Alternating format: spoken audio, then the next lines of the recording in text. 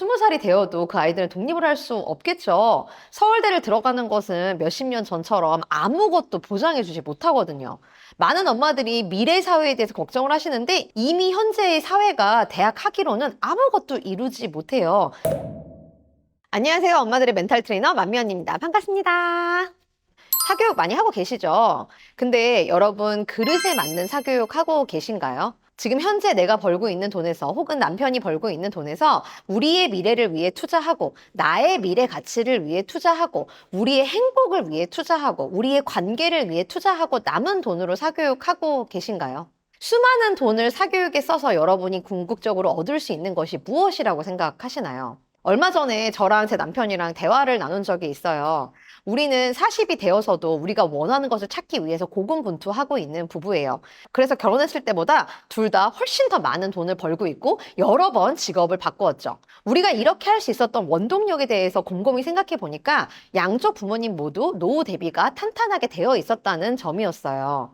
양쪽 부모님의 부양에 대해서 우리가 걱정하지 않아도 되기 때문에 나와 남편 그리고 아이 세 명의 몸만 건사하면 되기 때문에 우리에게 많은 자유가 있었던 거죠.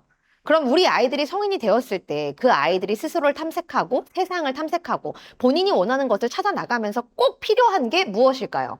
그 아이들에게 필요한 것은 서울대 학위가 아니에요. 그 아이들에게 필요한 것은 본인 몸만 건사해도 된다는 해방감이죠. 그러니까 여러분이 아이들이 좋은 미래를 살게 하기 위해서 미래 가치를 땡겨서 사교육에 몰빵하고 계시다면 결국에는 아이들을 더 힘들게 만드는 투자를 하고 계시다는 거예요. 저희 아이가 지금 7살인데 제가 지금부터 13년을 아이에게 몰빵을 해서 제 미래 가치에 투자하지 않고 저희 관계나 행복에 투자하지 않고 저희의 노후에 대해서 대비하지 않고 아이에게 사교육을 시켰다고 가정해 볼게요. 그렇게 해서 아이는 서울대에 들어갔어요.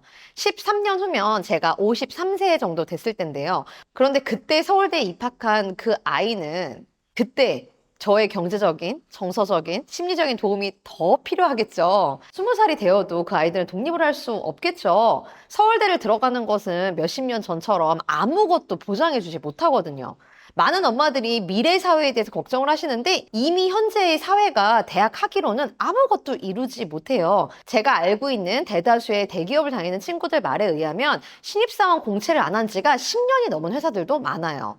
그 말은 대학을 나오자마자 원하는 회사, 큰 회사에 취업하기는 불가능하다는 뜻이에요. 현재도 그런데 십수년 후엔 어떨까요? 더욱더 어려워지겠죠. 그리고 그 직업을 수십 년 동안 유지하지 못할 거예요. 아이들은 20대, 30대를 굉장히 긴 시간 방황하면서 보내게 될 거예요. 본인이 잘할 수 있는 것, 본인이 더 많은 돈을 벌 수 있는 것을 찾아 헤매면서 말이죠. 지금 영상을 보시는 많은 분들은 지금 경제 활동 인구이실 거예요. 근데 우리가 우리 일보다 아이들의 일을 중시할 때가 더 많아요. 아이들의 미래를 더 중시할 때가 많죠. 하지만 나의 현재는 아이들의 미래예요. 그걸 잊으시면 안 돼요. 우리는 지금 경제적으로 왕성하게 활동할 수 있는 나이잖아요. 그러니까 지금부터 우리의 노후를 대비해야 하는 나이인 거죠. 근데 내가 지금 현재 내 시간을 잘 쓰지 않아서 내가 미래를 대비하지 않고 아이의 미래에만 몰빵한다면 아이는 결국 자라서 나의 미래를 책임져야 하는 그런 사람이 될 수밖에 없어요. 그러면 아무리 많은 사교육도, 아무리 훌륭한 학위도, 아무리 많은 자격증도 그 아이에게 자유를 줄 수 없어요.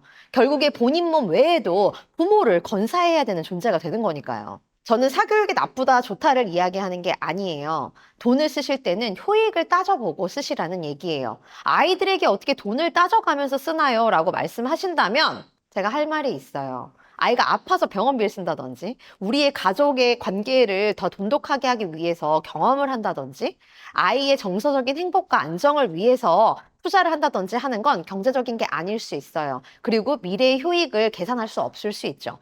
하지만 특정한 학위, 특정한 학벌, 특정한 자격증을 위해서 돈을 쓰는 건 이미 경제적 논리에 의해서 투자를 하고 계신 것이기 때문에 그 투자가 다른 투자인지에 대해서 반드시 생각을 해보셔야 돼요. 아이도 알고 있어야만 해요. 아이가 무엇인가를 하고 싶다고, 학원을 가고 싶다고, 과외를 하고 싶다고 무조건적으로 할 수 있는 게 아니라는 것을 알아야 해요. 학원이나 과외는 부모가 매우 열심히 번 돈으로 하는 것이라는 것을 직시하고 있어야 하죠.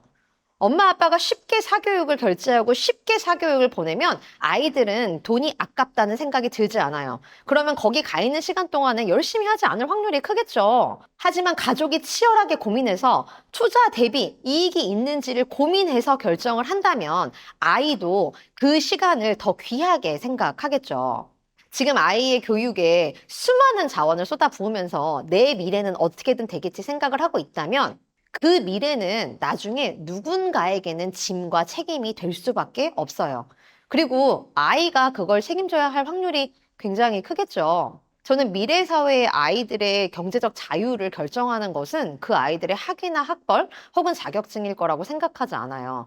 그 아이들의 경제적 자유의 토대가 되는 것은 부모가 얼마나 준비가 됐느냐겠죠. 부모가 얼마나 아이에게 의존하지 않느냐. 부모가 아이에게 얼마나 많은 자유와 탐색의 시간과 기회를 주느냐. 그러려면 부모가 경제적으로 독립을 해야 하고 부모가 경제적으로 우뚝 설 수 있어야 하는 거죠.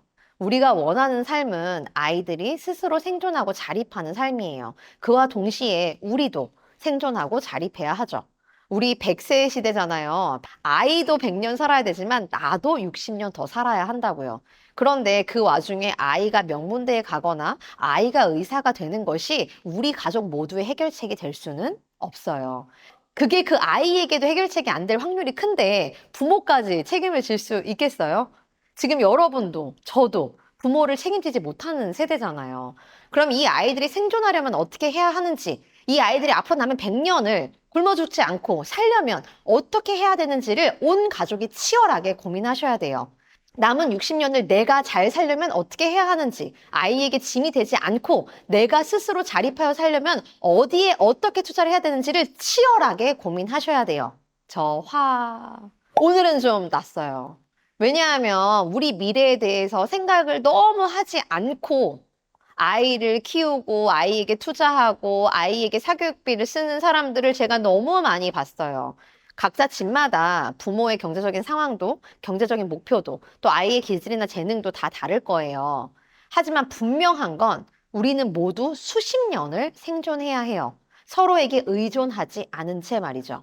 그리고 우리가 지금 내리는 결정들이 쌓여서 우리가 수십 년 후에 생존을 할 수 있는지 제대로 생존할 수 없는지가 결정이 되어질 거예요. 꼭 투자를 해야 한다면 아이들의 생존 확률을 높이는 것들에 투자를 해주세요. 아이들의 회복 탄력성이나 자존감이나 정서적인 안정이나 본인을 믿고 사랑하는 마음을 키우는 데 투자해 주세요. 사교육이나 교육에 대해서 질문이 있거나 흔들리는 마음이 있다면 댓글 꼭 남겨주세요. 우리 같이 한번 이야기 나눠봐요.